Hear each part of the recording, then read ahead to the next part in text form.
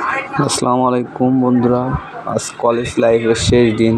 Masters viva পরীক্ষার জন্য প্রস্তুতি নিয়ে বাড়ি থেকে বের হলাম পরীক্ষা দেওয়ার জন্য। তীরমোহনী বাজারে এসে পৌঁছালাম এবং এখান থেকে আমার বন্ধুদের সঙ্গে নিয়ে পরীক্ষা দেওয়ার জন্য রওনা হওয়ার জন্য প্রস্তুতি নিচ্ছি। হচ্ছে আমার বন্ধু নাজমুল, হচ্ছে আমার বন্ধু গোপাল। আমরা তিনজন একই মোটরসাইকেলে এখন রওনা দিব যশোরে যাওয়ার জন্য। অবশেষে যশোরে এসে পৌঁছালাম। এখানে এসে আমাদের গাড়িটা গ্যারেজে রেখে দিলাম, কারণ শহরে পরে ট্রাফিক পুলিশ আছে, আমাদের গাড়ির সকল কাগজপত্র কাছে নাই। এই জন্য আমরা গাড়িটি গ্যারেজে রাখলাম।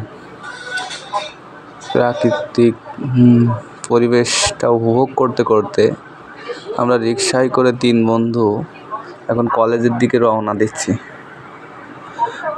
অবশেষে দেখি চাষটার মোড়ে ট্রাফিক পুলিশ বাইক ধরতেছে।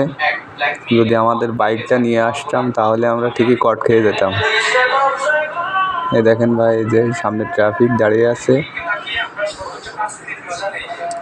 যশোরের বুক চিরে আমরা এমএম কলেজের উদ্দেশ্যে যাচ্ছি। যে এখানে মাছের বাচ্চা উৎপাদন করা হয়, যাদের প্রয়োজন সবাই এই ঠিকানায় চলে যাবেন। দেখেন কি অপরূপ সৌন্দর্য যশোরের এই রোডটি। অবশেষে আমরা চলে আসলাম এমএম কলেজের সামনে। দেখেন এমএম কলেজের ফার্স্ট গেট। এখান দিয়ে এখন আমরা প্রবেশ করব এমএম কলেজের ভিতরে। অবশেষে এমএম কলেজের ভিতরে প্রবেশ করলাম। দেখেন এমএম কলেজের সৌন্দর্যটা অনেক। এমএম কলেজের ভিতরে যে রোডটা আছে ওখানে আর্ট করা আছে। দেখেন ওই যে MM college, Michael Madhusudan college, সকলের স্বপ্নের কলেজ। অবশেষে কলেজে এসে পৌঁছালাম। দেখেন এখানে আমাদের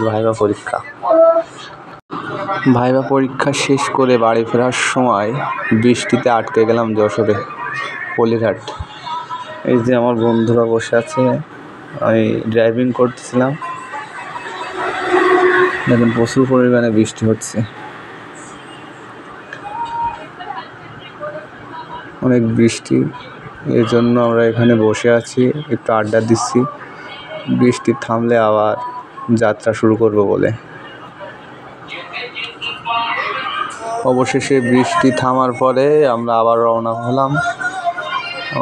এবার আমার বন্ধু ড্রাইভিং করছে, সে সুন্দর গাড়ি চালায়। দেখেন ড্রাইভিং। খানিক দূর এসে দেখি যে এখানে বৃষ্টি হয় নাই। দেখেন যশোরে রাজগঞ্জ থেকে পলিরহাটের রোডটা অনেক সুন্দর, আপনার মনটা অনেক ভালো করে দেবে। আর রাস্তায় নতুন পিচ করে দিছে, যে যাবেন অনেক ভালো পরিবেশ। আজকের দিনটা আমাদের জীবনের স্মৃতি হয়ে থাকবে। অবশেষে পলিরহাট থেকে খেদাপাড়া পার হয়ে এসে দেখি যে আর কোনো বৃষ্টি হয় না এদিকে। দেখেন এদিকের পরিবেশটা কেমন শান্ত। এই পরিবেশে চলাফেরা করতে অনেক ভালো লাগে। দেখেন একেবারে শুকনা রাস্তা, মনে হচ্ছে এখানে বৃষ্টির ছোঁয়াই লাগেনি। খুব ভালো একটা পরিবেশ। দেখেন দুই পাশে রাস্তার ধারে খুব সুন্দর গাছ, যেন সবুজের বুক চিরে রাস্তা বয়ে গেছে। অনেক মনোমুগ্ধকর একটি জায়গা।